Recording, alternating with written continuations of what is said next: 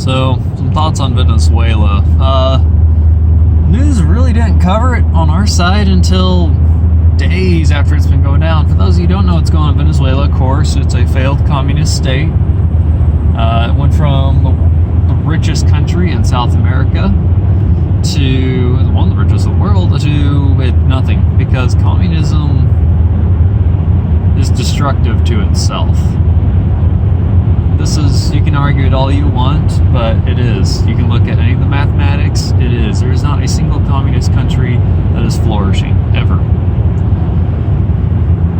So, what's going to happen in Venezuela? Well, first thing what's happened is something's happened to the president, short story version of it, and the intermediate president, which is basically a vice president, has rightful claim to what's going on. He's in charge until the next election. It's just not rocket science, right?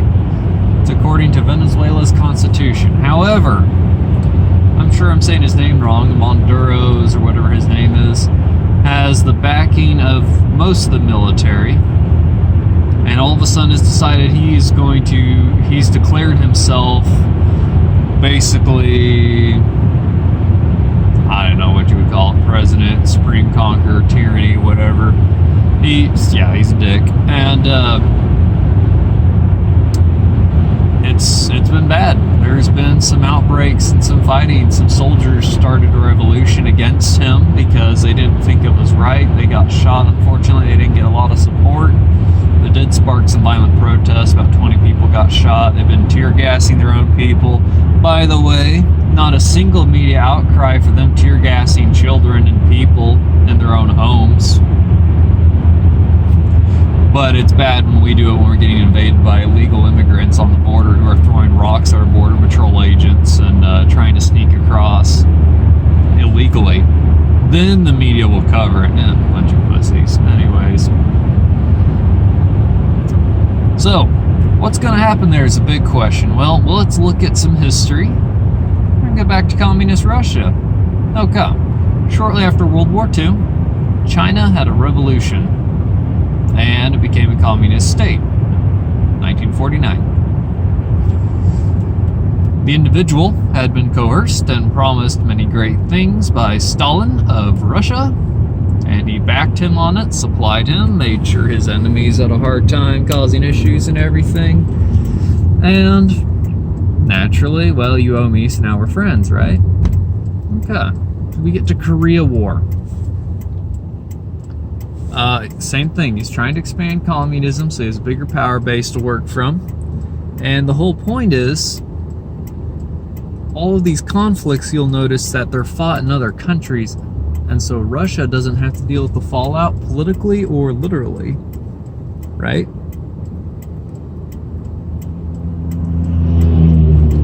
So, what happens? Well, he tells, Korea, yeah, you can fight me independent, do all this stuff. Well, the United States sees what's going on. They have to get involved, right? We're no longer practicing isolationism. So, we're involved. And we get boots on the ground and we start winning. Even though we had honestly a really small force on the ground, we were winning.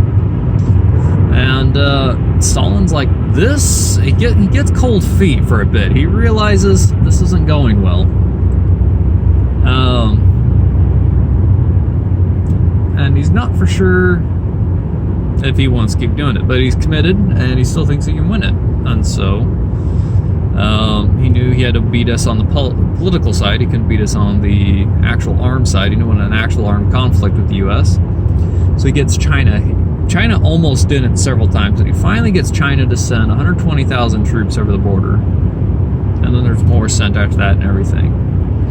And we had started to get some inkling reports of it, but MacArthur decided he had just had a really good power play with the enemy. He decided to take another power play gamble. This one didn't pay out, with the Chinese presence being anything serious. And they were stealthy about it. They moved at night. We didn't have good reconnaissance on them coming in and everything. And it caused everything, a huge mess. This Chosin Reservoir happened, for those who are familiar with it. If not, you should look it up. It's really quite terrifying to happen. Fighting in minus 40 degree weather is not my kind of combat situation. I can't imagine doing anything in minus 40 degree, let alone fight for your life. Kudos to those guys. They still won. I mean, their goal was to crush a small contingent of, let's see, it would have been about less than 4,000 guys total, 120,000 guys. They failed to do that. They actually managed to escape. They took some heavy losses. It was terrible, absolutely terrible what happened. But what happened with the air coverage is Russia would train Chinese pilots because China is at war and they're the ones being coerced because they're a bunch of morons, right? So there's an idiot that doesn't know how to drive. Anyways, so that's supposed to be the story. So what these Russian pilots are doing is they say Chinese phrases into the radio, and random. They try to act. They dress like Chinese. If they ever got shot down, they're supposed to kill themselves. They were all issued a gun for that because like Russia could not be indicted at all, right? Because this would be really bad for Russia. Well, our pilots knew immediately because the idiots didn't know what they were doing, died incredibly easy. We'd shoot them down all day long, no issues. But then they'd start all these crazy maneuvers and stuff, just like the Russian manual, and they'd be like, oh, what do you know? And a couple times we had pilots at one point actually chase them past the spot they were supposed to into dangerous territory and found a full Russian airfield operating with Russian, blatantly Russian, where they were painting them up with the Chinese stuff. And they picked up Russian chatter and everything. It was obvious, but, you know, media, of course, plays things out the way they want. And Russia, of course, got away like they always do, because we let them get away with too much. I honestly regret that Patton did not crush Russia after as an ending of World War II. Would have saved us a lot of issues. So then, okay, so what's happened? We had a dictator who was promised power. He got it in China. We have a dictator who was promised power in Korea. He got it, both times coerced by Russia. Let's move to Vietnam. Same thing. They say Russia wasn't involved in the war. You talk to just about any veteran, they shot Russians. Heck, they shot Cubans. Any communist country had military forces there. We shot all of them. They do it today too, where they get involved. They do it as mercenaries or advisors, like what they do in Syria right now. It's Russian presence. Whatever. We did it too. I mean, come on, we all do it. Russia's involved there, right? Okay, so Vietnam, same thing. Russian military presence, conflict with Russian soldiers and military craft, and we have another issue. Once again, politically, what do? We back out politically. That resulted in a genocide that killed, I'm trying to remember how many million people, because they swept in and just annihilated everyone. They couldn't protect themselves. It was bad. It was really bad. We actually had the war won, but politically we lost it, which is pathetic when you think about it. So we go to these, any other conflict you want to look to, any major conflict we've been in, Russia's been there. When we first went into Iraq, one of the main things we were going to do was attack a base that was providing air support. Thankfully, we did some advanced reconnaissance last minute, discovered it was a Russian base. The dirty Russians were helping out Bin Laden against us, which of course I'm sure they loved. Once again, Russia's involved. So what's happening in Venezuela?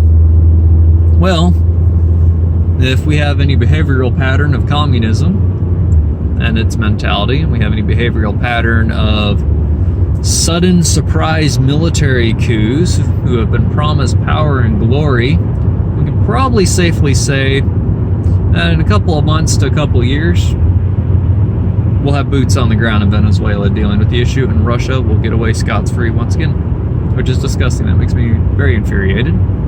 Russia needs to be wiped off the map. They have violated their UN rights far too often. In Syria, did you know that Russia was tasked to go and get the weapons of mass destruction that were found in the Middle East, or chemical weapons, sarin gas being a most notable of them? In 2006, 2006, we had found them and we were chasing them, pursuing them, but they kept going across the international border and politics got in the way of disposing it. In 2007, it was shipped to Syria and stripped out 747 passenger planes so they would look innocent.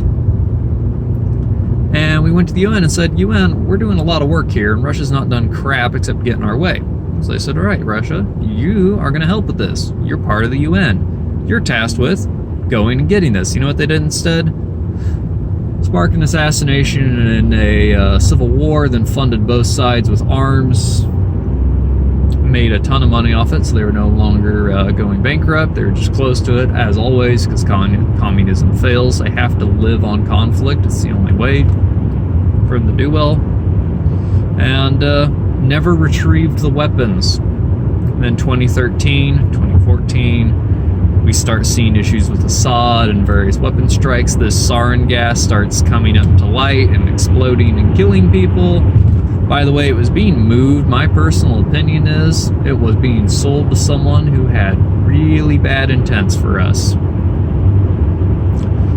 And I think it just happened to get hit because you lock that up in a safe spot and all of a sudden, poof, there's sarin gas exploding on the streets. Nah, got hit with an airstrike. Yeah, well, that happens. And when you have sarin gas, it's dangerous. It's really dangerous stuff. And Russia's not being held accountable for any of this. It's disgusting. So, all political power plays, all that good stuff. Speaking of Russia, though, and not being held accountable, I do think it's hilarious that the media is like, you have to impose sanctions on Russia for doing chemical weapons. Okay, so we did. And they're like, why are you imposing sanctions on Russia for doing chemical weapons? Well, because we're supposed to, and you said to do that. Oh yeah, that's right. And now I just saw an article yesterday that said he didn't impose strong enough sanctions on Russia, and it's like they were belly aching just before he imposed too strong of sanctions. It's hilarious. Seriously, you guys got to figure out what you want as a party and stick with it. You're flip-flops. You're such flip-flops. It's hilarious. Democrat Party has got to get their crap straight. It's embarrassing. You're embarrassing me in front of my friends internationally. You're disgusting. So, anyways, Venezuela, personal thoughts. This guy doesn't give up his power, in which, by the way, the only people support him are 4 communist countries. Everyone else supports the intermediate president, as they should, because legally, according to their constitution, he's the intermediate president. As far as goes with the UN and their constitution filed with them, he's the intermediate president. He's in control. But we're going to let Russia get away probably again. As a world, the UN as a whole has continued to fail time and time again to do anything except to protect Russia, which is disgusting. And yeah, we're stuck with dealing with these nincompoops, really, which is unfortunate. So, just some thoughts on Venezuela there. Just some other articles I finally read that came to light. People of Venezuela, most of the world stands with you. Unfortunately, the media outlets don't, which is going to keep a lot of the population from doing it because they're just ignorant. They're American sheep. They don't understand, or they're sheep from other countries that just don't know. And do what we can to support you guys. Hang in there. It's going to be a tough ride. I like to be optimistic, but I'm not. It's going to be a tough ride for you guys. Anyways, Americans, try not to be sheep. Try to do some reading. Really recommend you some reading on Venezuela and its history in the last 20 years. So you're better enlightened on it. You're better aware of what's going on, the power plays, characters, and all this stuff. Make a lot more sense if you do that.